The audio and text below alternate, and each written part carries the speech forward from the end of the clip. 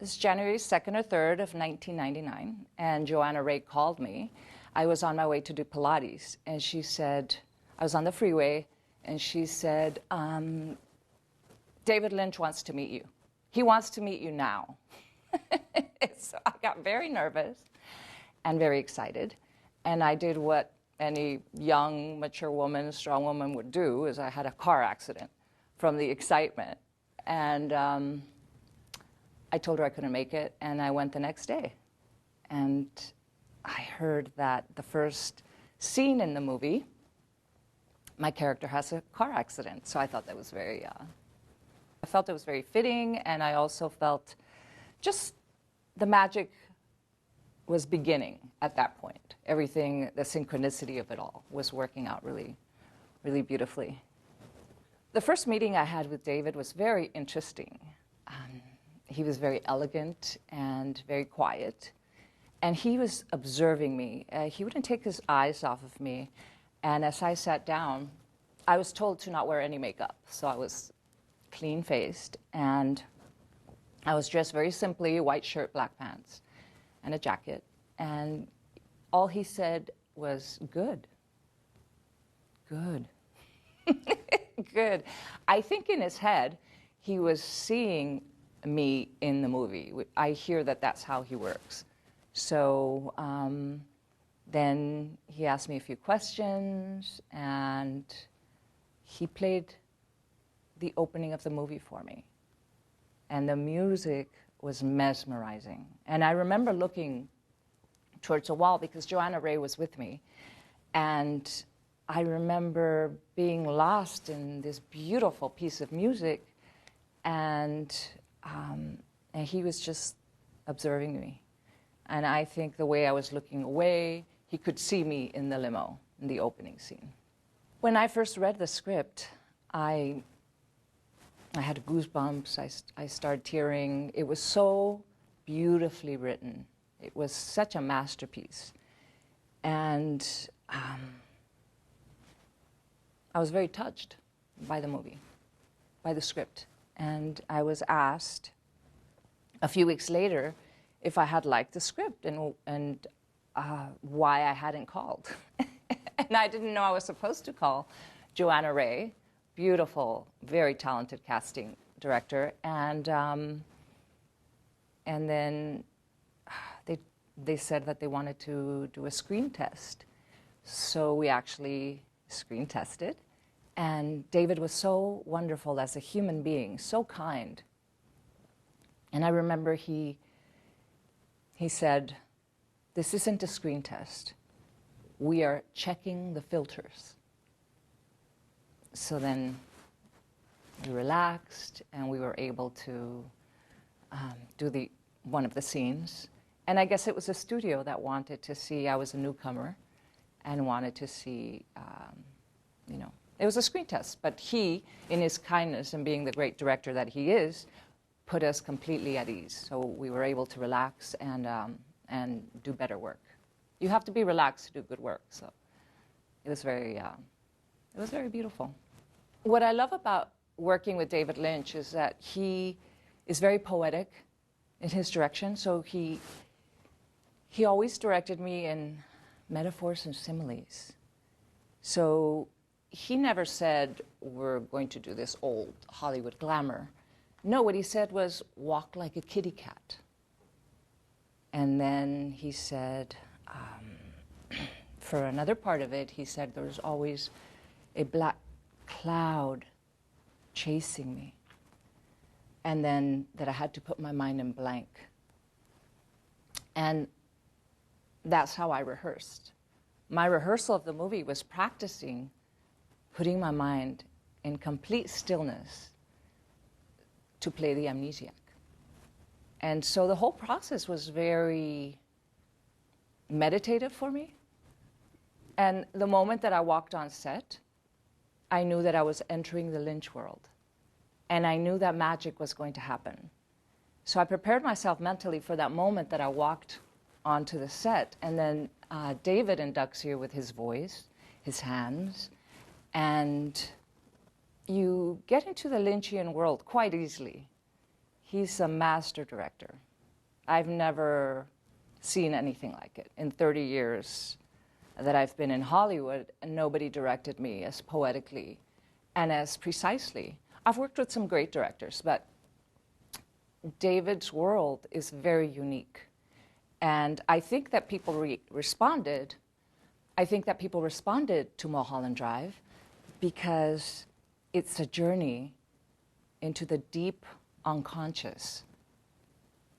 When I first read the script, it was open-ended because it was going to be a TV series. And I'm not sure what the producers and the director wanted, but I did hear through the executive assistant that it was going to be an unraveling of who this mysterious character was, my character Rita. And that's why everyone's chasing her and we don't know who these people are. So it's being set up, all these little groups of strange things and strange people coming to look for me, for my character, and then finding a lot of money. Who is she? Why is she here? And she can't remember. Obviously, I can't remember who I am. But I think that Mulholland Drive turned out perfectly as a movie. I think it worked out just beautifully because the masterful way that Mary and David edited it and made the story is a very deep film, I think. Very, very unusual. Some people call it a masterpiece, a classic, and, well, that's just very honoring. And I'm very excited for David. I'm very, very excited for David that all his films are great, every single one of them. And I think that Mulholland Drive just touches on the theme of Hollywood, and everyone's fascinated with Hollywood because we bring laughter, we bring tears, we entertain, we're always there. Even when the world is going through chaos, we're always entertaining and maybe inspiring. And for me, that's why it's wonderful to be an actor, is to be able to inspire. I met Naomi at the screen test. So we were both very focused and we were both kind of a little nervous. So we didn't really get to know each other very well. It was until, I think, weeks later that we started filming together. And then, you know, it was a big family. Justin was beautiful, and the cowboy, and Rebecca Del Rio, and Ann Miller. And there was such kindness that David showed. You know, he's the most gentle soul. And with some of the films that he makes that can be very dark and kind of strange, you wouldn't imagine that he would be such a kind, calm being. And he is.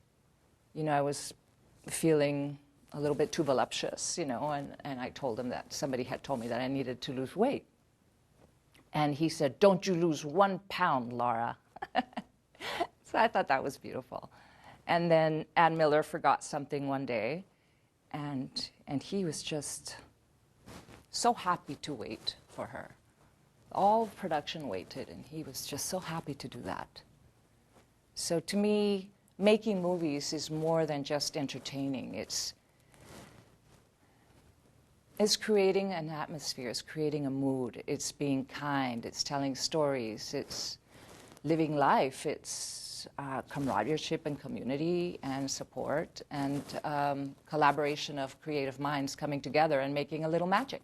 My favorite scene in Mulholland Drive is actually when Adam, the director, is directing me and the actor doesn't quite get it right, so he goes in the car and he shows the other actor how it's done. And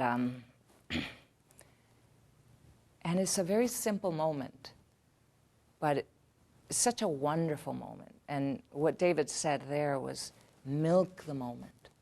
Milk the moment. And what it did for me was that it made me see that when you're acting, time is just different than in real life. So what felt like an eternity on camera, when David said, milk the moment for the on-camera movie, it felt like an eternity. But when you look at it, it doesn't look like an eternity. When you look at it, it looks just normal. In fact, we could have milked it even longer. And that's what's very interesting about movie making. Time is different, so you get to play with time. And I think David Lynch is a genius at playing with time. One of the moments that I remember, it was about, I don't know, 50 degrees, 52, maybe 48. I'm not quite sure, but it was very cold. And it was the beginning of the movie. We were shooting the beginning of the movie, so I had to get out of the car that had just had an accident, and I got woken up from my trailer, and David said, "We have to get you dirty. Why don't you just roll on the floor?" And I looked, I'm like, okay. And he goes, "I'll show you." And he rolls on the floor, but he had a ski suit on. He had a full-on, zipped up ski suit. And I see the great David Lynch rolling on the floor so that I didn't feel so like I was doing something very painful that he wasn't willing to do. It was very tender, very sweet moment. I never got to see the pilot. That was shelved. And I heard that it wasn't going to move forward because David called. And he said, his exact words were, "Mulholland Drive is dead in the water." And my gut told me that it wasn't. And I said, "No, it's not."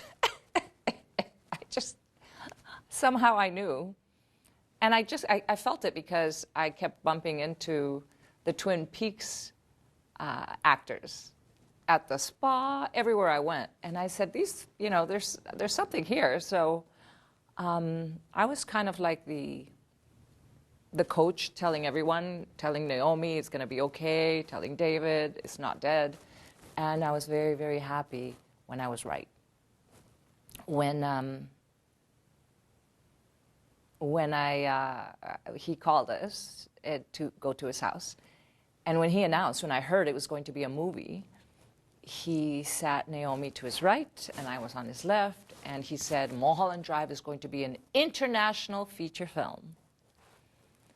And I was so elated. I didn't know what that meant at that moment. And he goes, "But there's going to be nudity," and he gives me his hand. So I shook his hand, and then I went, "Oh, what did I just do?" But the way that he filmed the love scene was so classy, and he's just very considerate towards his actors. He makes you feel very safe, and I think that's why he's able to get a performance from any actor. The first time I saw the finished film, we went to David's house, and he has a screening room, and he screened it, and I was sitting next to Naomi, and there was magic in the air at the end. I keep using the word magic, but I can't think of another word. It's so mysterious, and it was a journey. And very much like the audience in Cannes when they first saw it, just kind of and then the roar of applause. And that's kind of like it was when I first saw it. There was just a kind of a standstill of time. And then we could breathe, and Naomi and I looked at each other, and it was, wow. There were hardly any words.